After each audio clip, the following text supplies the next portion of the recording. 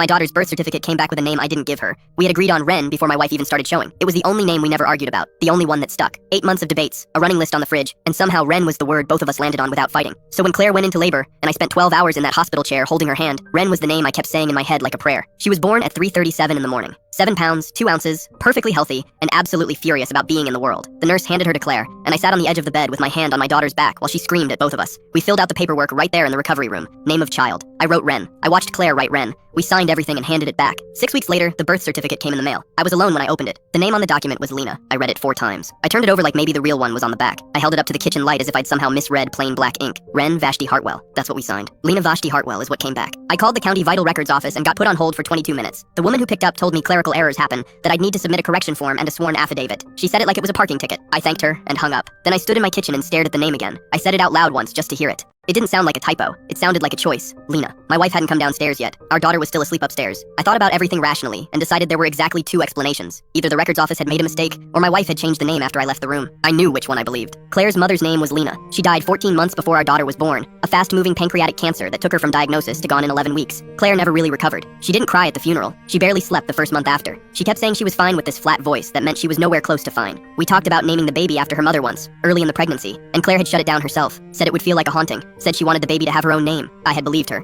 I set the birth certificate on the counter and waited. Claire came downstairs in her robe, hair piled up, still half asleep. She poured herself coffee before she noticed I was just standing there. "What?" she said. I held up the certificate without saying anything. She looked at it. Her face didn't change, and that was all I needed to know. "Claire." She set down her mug. "I was going to tell you. When? I don't know. When it felt right." She crossed her arms over her chest. "The nurse came back with the final form while you were down getting food from the cafeteria, and I picked up the pen and I changed it. I know how that sounds. It sounds like you changed our daughter's name without asking me." "I know. We agreed on Ren. I know we did." Her voice cracked on the last word, but I was holding her, and my mom had been dead for over a year, and I kept thinking about how she never got to see this. She never got to hold her, and I needed her to be there somehow. I needed there to be something. She stopped, pressed her lips together. "I'm sorry. I should have talked to you first. I know that." I looked at my wife, who had not cried at her mother's funeral, who had held herself together for 14 months while she learned how to live without the person who raised her, and who had apparently sat in a hospital bed at 5 in the morning, holding our daughter, and finally broken open just enough to do one thing that made no legal sense and perfect human sense. I picked up the birth certificate again. "Lena Ren," I said. Claire looked at me. "We can amend it. Add Ren as a second name. She gets both." I set it back down. "But next time you decide something this significant, I need to be in the room." My wife crossed the kitchen and put her arms around me and held on longer than she had in months. We filed the amendment 3 weeks later. The corrected certificate reads Lena Ren Hartwell. We still call her Ren around the house most days, but every now and then Claire will look at her and say Lena under her breath, real quiet, like she's telling someone something. I don't say anything when she does that. I just let her have it.